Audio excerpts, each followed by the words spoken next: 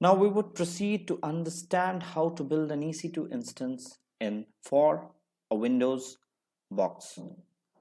So the same way we would be creating, the process is completely same the way we had created for a Linux box.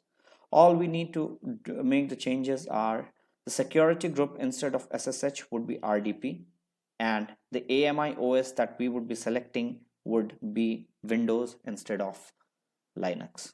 So we will proceed doing the same. So here we go. So here we see a free tier eligible Windows is there. Select T2 Micro. T2 Micro, it shows as free tier eligible. What does that mean? Whenever you create an AWS account, for 750 hours of free computation is given per month. So provided you use T2 Micro. Configure instance details.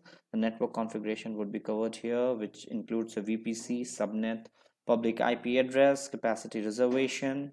Since it's a Windows server, you also get an option to domain join directory. What is a domain join directory? Domain join directory falls into the category of the Active Directory and its connection and LDAP connection for Windows servers. It's a technical part that Windows related stuff would cover. Rest all things are similar to what EC2 instance for Linux had covered. Since it's Windows, it would require more services to be running in the backend.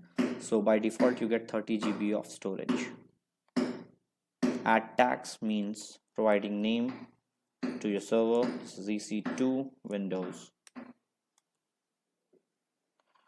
Again, security group, as I said, by default RDP has already been selected. I would be changing custom to anywhere. Now why am I selecting anywhere? Because I would be accessing the server from a remote location from a public internet and not through the intranet. So I need to make it be hosted on a public cloud.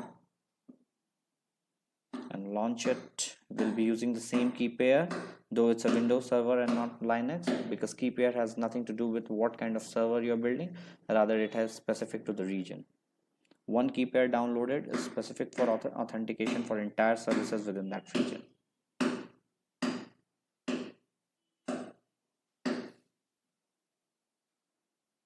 And here we go, the server is built. It will take some time for the machine to be ready. Unlike EC2 instance for Linux, we don't have to proceed and convert the PEM file into PPK file, because this connection is from Windows to Windows and no third-party tool is required. Rather, we would be proceeding with the remote desktop connection. So for authorization, we would directly be using PEM file. So I've opened a notepad to copy the password. We would need to generate a password. So to generate a password, we need to click on action, get Windows password. However, the password is yet not ready because the machine takes close to 4 minutes for the password to be in sync with the PEM file. So we'll be waiting for a couple of minutes and we'll be pushing it again.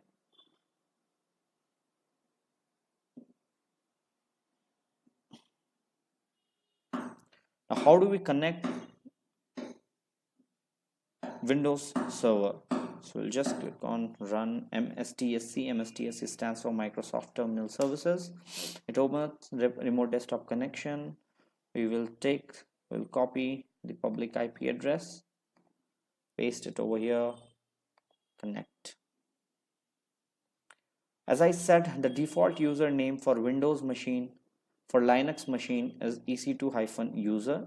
In the same way, for Windows machine, it is administrator. Though Windows are not case sensitive, but still I would prefer keeping A as capital. The password I would be getting it from, seems the password is yet not ready. We'll have to wait for some more time.